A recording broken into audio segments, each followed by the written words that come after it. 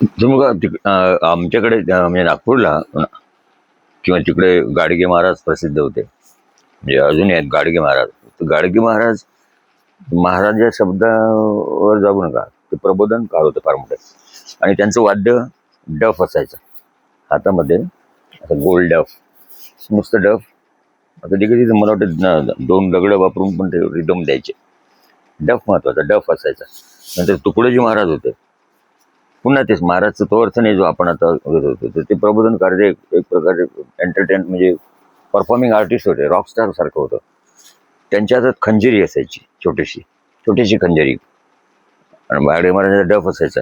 कधी कधी राज कपूर बघा डफ घेऊन म्हणजे जिसमी गंगावती मध्ये त्या प्रकारचे प्रबोधन आहे, लोकांना काहीतरी चांगलं सांगणं.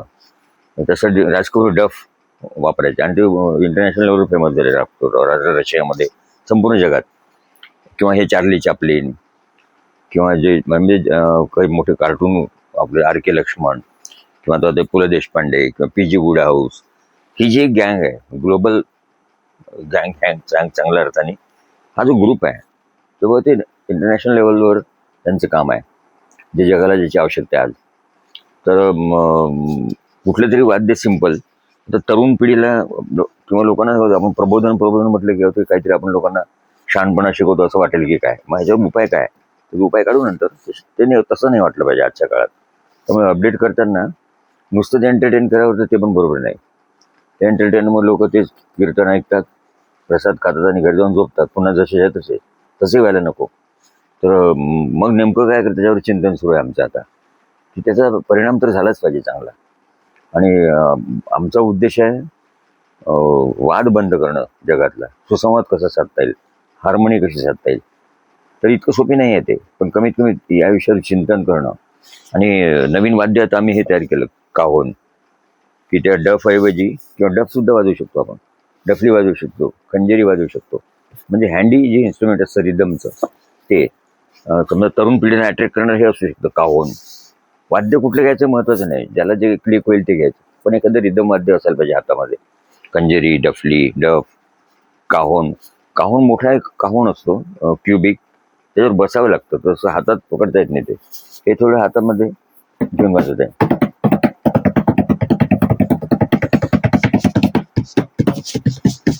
याचा उद्देश तो आहे. तर फक्त त्याचं जे लोकांना काहीतरी आपण शिकवतोय असं जर वाटलं तर आपण कोणीतरी मोठे असं त्यातनं निर्माण होऊन पुन्हा तेच होतं की लोकांना ऐकत नाही. मग याच्यावर उपायासाठी चिंतन सुरू आहे की लोकांना इन्व्हॉल्व कसं करता येईल. थोडंफार हे पंढरपूरला जाणारे जे लोक आहेत ते टाळवाले, ते सर्वांच्याकडे टाळ असतात बघा. तर 100 लोक जरी उभे असले तर ते त्या गाण्यामध्ये सगळे इन्व्हॉल्व होतात. इन्व्हॉल्व म्हणजे एकटाच आपण गातोय आणि लोक एंटर असं, अशापेक्षा पब्लिकला इन्व्हॉल्व कसं करायचं. ते वारकरी संप्रदायवाल्यांनी जसे ते टाळ ही आयडिया काढली होती की 100 लोक जरी असले तरी ते सगळे बरोबर एकत्र येतात आणि एक हार्मोनी तयार होते. एवढंच नाही तर पब्लिक त्यांच्यामध्ये इन्व्हॉल्व होते. टाळ जसं आपण एखाद्या आरतीमध्ये टाळ्या वाजवतो, म्हणजे इन्व्हॉल्व करता येणं फार कठीण आहे. लोकांना घेऊन चालणं, लोकांना घेऊन जर नाही चाललो तर मग तेच आपण एकटे मोठे होतो. म्हणजे जो कोणी मोठा मनुष्य असतो, विचारवंत किंवा काही महात्मा किंवा एकच, मग पब्लिक, प्रश्न पब्लिकचा आहे. पब्लिक मोठी होणं, जसं टीचर मोठा होणं, राष्ट्रपती पुरस्कार मिळणं, याच्यापेक्षा ते विद्यार्थी आपण किती वर आपले हे केले ते महत्वाचं असतं. मास्तर मोठा होऊन तो मास्तर ठीक आहे, पण मास्तरचं काम विद्यार्थ्यांना मोठं बनवणं आहे.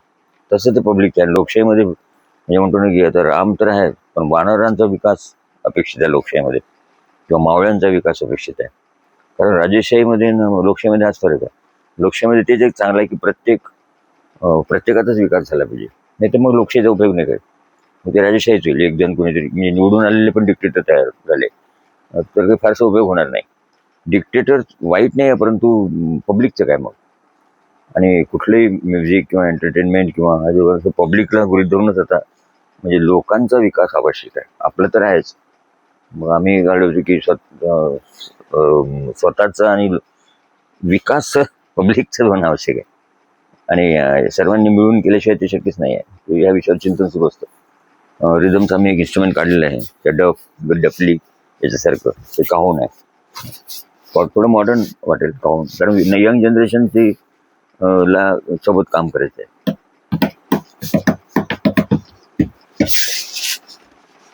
Rhythm masters.